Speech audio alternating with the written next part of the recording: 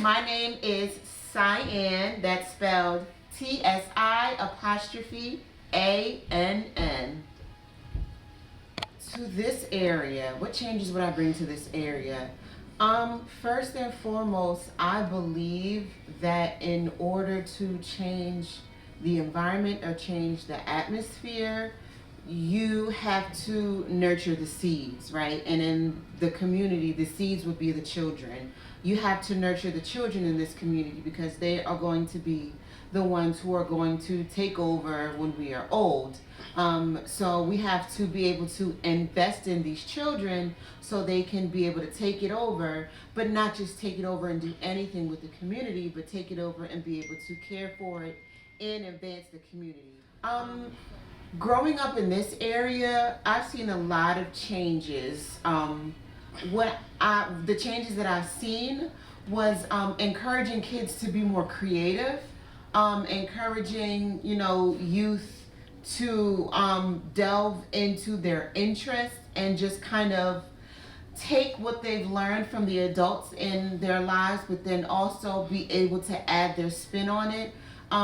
I think encouraging kids to kind of add their own creativity makes things fresh and makes things new and makes sure that progression is always innovative. You don't want the kids to just, take what they did back then, but be able to spin it to make sure that it's always relevant. And in this area, I've definitely seen that a lot, and I've been able to see things stay relevant as they also move forward.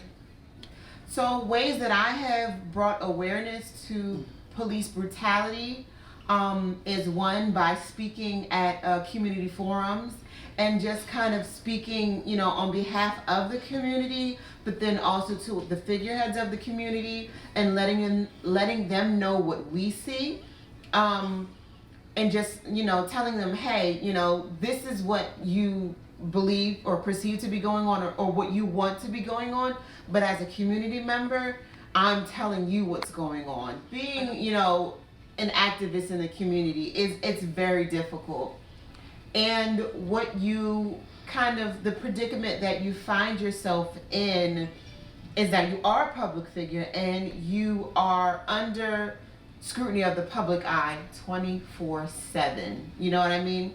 And while you're putting on your cape and you're being this quote unquote hero for the community, it's also difficult for people to see you in a vulnerable state, or for people to see you in a human state, or when you're not talking politics, or you're not talking activism, and you're just being normal human you. People kind of see that as a weakness or tend to judge you on the human side of you, and that's probably the most difficult part about being a public figure in so many different types of neighborhoods in these areas.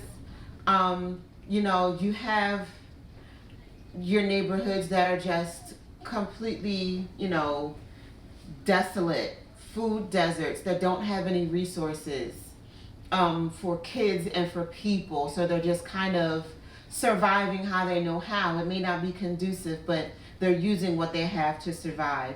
There are also some communities that have resources, but don't necessarily have the figures or the people in the positions to accurately run or ethically run these programs in order to have these communities thrive. So you kind of have these communities that are in deficit, but they're in different kinds of deficits. So you would have what you would call maybe an inner city or a slum neighborhood that doesn't necessarily have any resources, so people are surviving.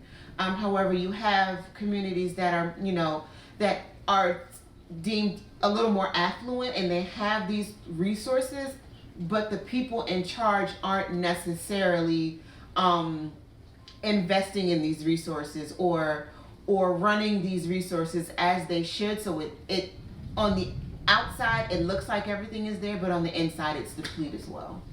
If I can change two things in my community, it would be people's apathy. I would erase everybody's apathy, right? Because everybody has to care about their community. This is where you live. This is where you sleep. This is where you spend your time. This is where you're raising your family. And you should care about it. You shouldn't be apathetic towards it.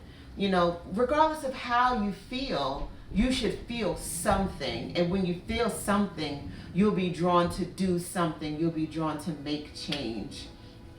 So that's what I would change about my community. So do I see myself taking my career farther into politics? I would say no. I'm not a politician. I'm not in the game of winning votes. I'm not in the game of, you know, talking up a good talk, and I just want change. I just want positive change. I just want to empower my community. I want my community to know that the politicians work for them.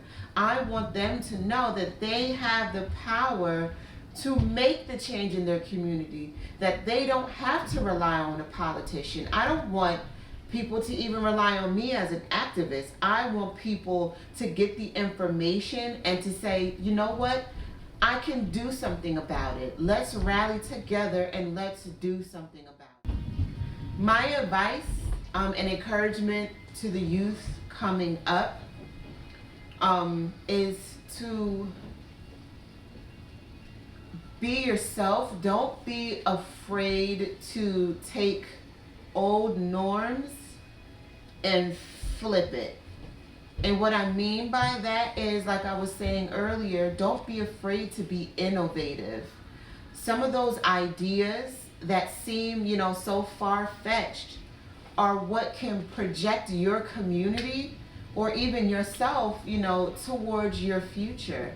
You never know what you can change or how you can reach a different demographic of people by just being innovative. Don't be scared to color outside the lines, to move outside of the box. Don't be afraid to try new things. You never know what's gonna stick. Thomas Edison had 1,000 versions of the light bulb until he created the one that, you know, became, you know, a household item, right? Keep trying, keep changing, keep evolving, keep being innovative in order to propel yourself, you know, into a bright future, pun intended.